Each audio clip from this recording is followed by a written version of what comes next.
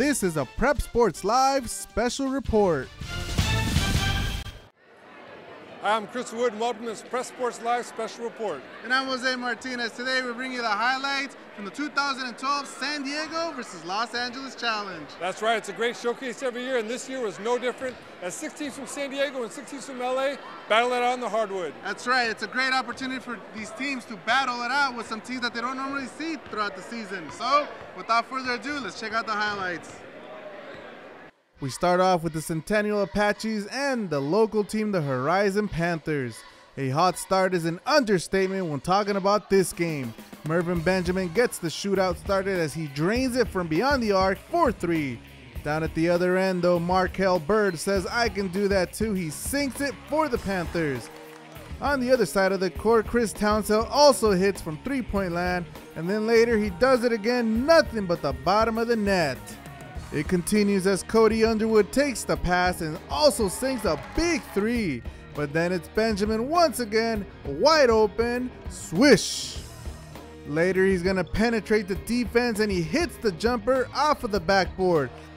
But at the other end, Horizon is still shooting 3s as Bird sinks it. Then Ethan Underwood makes a move and banks it in with 2 defenders on him. But then Townsend hits a big 3 for the Apaches. Tied ball game in the 4th quarter when Davis hits from beyond the arc off of the backboard. Then with all 5 Horizon players on him, flares it and sinks it. And then he shimmers his way through the defense and hits the layup. Centennial pours it on as Benjamin picks up the loose ball. He races down the court, puts it up and lays it in. Then Bernard Davis comes up with the big steal. He goes down the court, dishes it to Benjamin and he sinks it. And just for kicks, he finishes off the Panthers with his nifty moves and the bank shot. Final score, Centennial 57, Horizon 46. Benjamin talks about being a leader on the court. Confident, coachable, and commitment. Be committed to the basketball game, be coachable, listen, and that was it. All right, let's go to the highlights between the Jordan Panthers and the Torrey Pines Falcons. First quarter action, Sean Murray hits a big 3 from the corner. Then Joe Rehan takes it himself and sinks the beautiful layup. Then he does it again a little later with the roll-in. Up by 11 in the second half, Rehan hits from the 3-point land. Mylan Meek splits 3 defenders and banks it in. But the Falcons don't let up. Rehan with the marvelous fadeaway jumper. The other end, Khalil Ferguson's got some pretty nifty moves himself. Garrett Galvin joins the party. He's in the paint, nowhere to go with it, so he puts it up and drains it. Then later, he takes the pass and lays it in underneath the basket. With a 10-point lead in the 4th, Sam Werman misses a 3.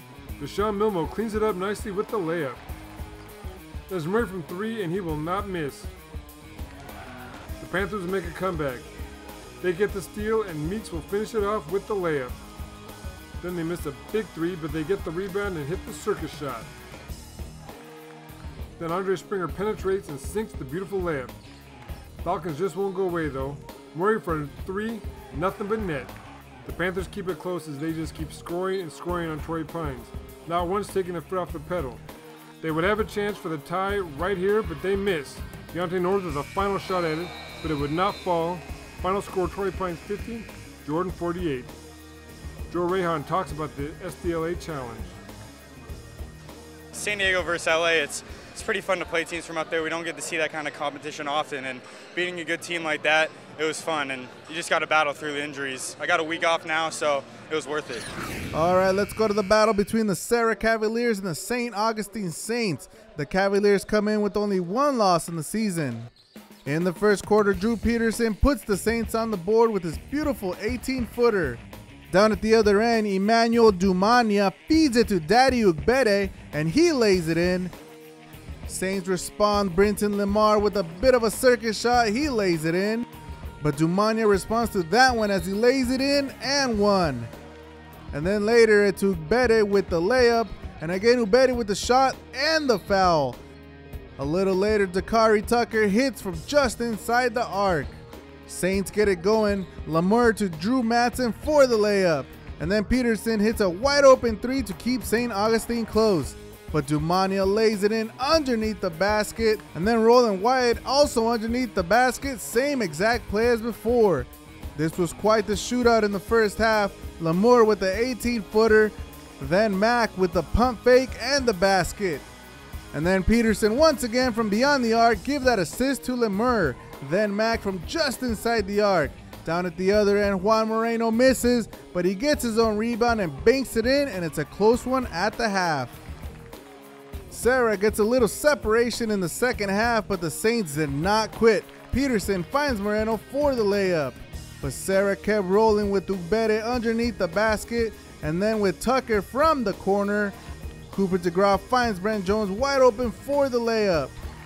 And then Lamour takes it himself with some aggression, he lays it in, but Ubere keeps doing his thing. Here he fakes and then lays it in. Then Jared Cook misses, but Tucker grabs the rebound and lays it in.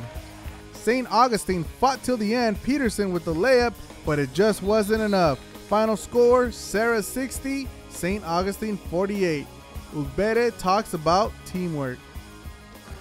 He said the 5 fingers, when joined together, makes a powerful fist. So the team game helps us a lot. Like it's the name, not the name back of our jersey, but the name in front. So we represent our school, and we're happy to represent it. And the team game helps us a lot to go far and be better. Let's move on to a couple of powerhouse teams, the Laverne Trojans and the La Costa Canyon Mavericks. LCC comes in as the #1 team in San Diego County. This is the Trojans who come out first though.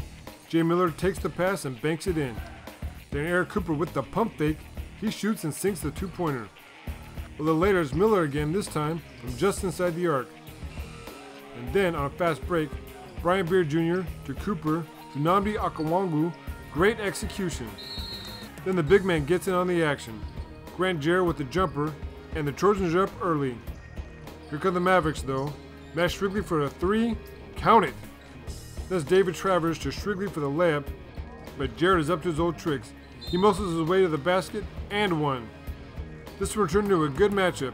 Strigley from downtown. Then it's Cooper from downtown as well. Jeff Van Dyke wants some of that too.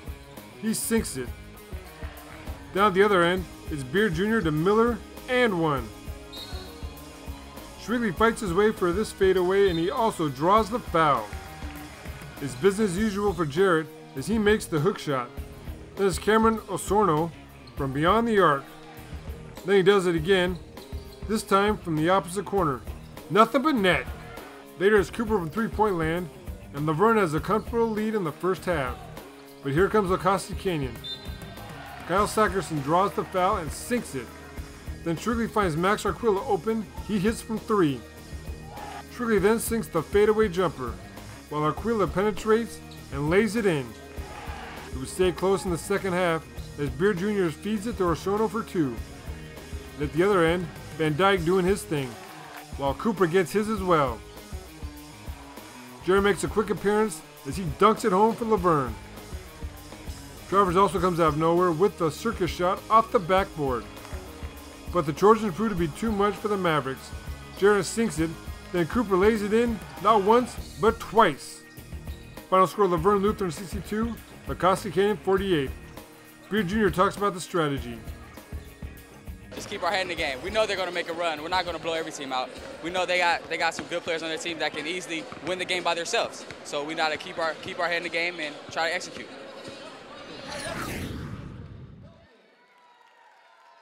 All right, let's go to the game between the Windward Wildcats and the Parker Lancers. Windward is coming off of an awesome performance at the Holiday Classic, finishing in second place in the tournament. To say that the first half belonged to the Wildcats is an understatement. Nick Stover hits the 3, then they hit the layup here, then Stover again, he pulls up, shoots, and eventually it's gonna roll right through the basket. Luke Silverman Lloyd gets some as well with this big 3-pointer right here. And then he splits the D and sinks the layup. He's not done though, once more from beyond the arc. Evan Fitzner can shoot threes as well, nothing but net. But Jordan Wilson responds by laying it up not once, but twice in the paint. This one was back and forth in the second half. Delonte Dunkling with a beautiful layup. Then Stover hits the 18-footer for Windward. Down at the other side, Dunkling and one. Then Bryce Fitzner attempts a three. He misses, but his brother Evan grabs it, gives it back to Bryce, and this time he doesn't miss. Both teams kept fighting here. Wilson lays it up nicely. Then Stefan Tuskovic blocks Dunklin. Wilson ends up with the rock. He pulls up and hits the jumper. And then Dunklin penetrates and lays it in. Parker does not quit. Fitzner rushes through the defense and hits the layup. But the Wildcats finish strong. Stover makes a move and sinks it, while Eli Silverman Lloyd gives it to Ali Rezajani for the layup. Final score, Windward 71, Parker 59. Luke Silverman Lloyd talks about motivation. You know, I mean, the biggest thing our coaches always say to us, they say, you know, we didn't drive 2.5 hours down here to lose a game, so it's more motivation for us coming down here. You know, we're saying, you know, we didn't just get in a car 2.5 hours to come down here and, you know, play half speed. So we go hard, and you know, coming back, it's good to tell our friends, you know, we just beat one of the best teams in San Diego, so it's a good feeling. All right, let's go to the game of the night as the host Lincoln Hornets battle the Taft Toradors. Here we see the Hornets pumping each other up while Taft coach Jason Hart goes over strategy with the Toradors. Taft gets it started. Here Chris Yanku hits from beyond the arc for three. On the other side, Jeremiah Turner misses his shot, but Steve Martin grabs the rebound and banks it in. Then he takes the pass and lays it in for the Hornets. At the other end, Yanku dishes it to Brandon Perry, who muscles his way to the basket. Then it's Perry again underneath the basket for the layup. On the Lincoln side, Tyrell Robinson shows out some nifty moves on his way to the basket. Later, Perry attempts a long shot, misses, but Yanku is there to clean it up and one. The score after one, Taft 12, Lincoln 6. It was back and forth in the second quarter. Here, Anthony January hits the marvelous circus shot. Keon Spates would miss this shot for Lincoln, but they would get the rebound and sink in the 18-footer. Yanku responds with a jumper of his own, nothing but the bottom of the net. Later he attempts a three, he misses, but there's January with the tip-in. Lincoln tries to stay in the game. Tyree Robinson gets the steal, drives the lane, and lays it in. Taft up 23-13 at the half. The Hornets would make quite the run in the second half. Robinson to Martin for the score. Then Turner hits the fadeaway jumper, and then Tyree muscles his way in the paint. He will not be denied, and one. A little later, his brother Tyrell gets in the paint and hooks it in. Then it's Tyree racing the basket. He makes the jump shot and gets fouled. And once again, Tyrell with the beautiful jump shot, keeping the Lincoln Hornets close. But it just wasn't meant to be. January hits the jumper, and then Perry takes the pass and lays it in. Final score, Taft 52, Lincoln 48. Coach Jason Hart talks about composure from a young team. Stay focused. We make the game harder than what it is, but that's what kids do. You know, that's the maturity of them. So they'll get better. They just got to keep on working. And there you have it. The LA teams come down and just dominate the local teams. That's right. They take 5 out of the 6 games and they just battle their hearts out the whole night. That's right. They play their hearts out. 5 out of the 6 games. It was another great tournament. Thank you to Lincoln High School for hosting it. That's going to do it for us. For Press Sports Live, I'm Jose Martinez. I'm Christopher Wood. Have a great night.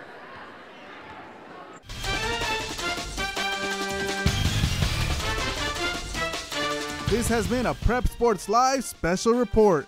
Thank you for watching.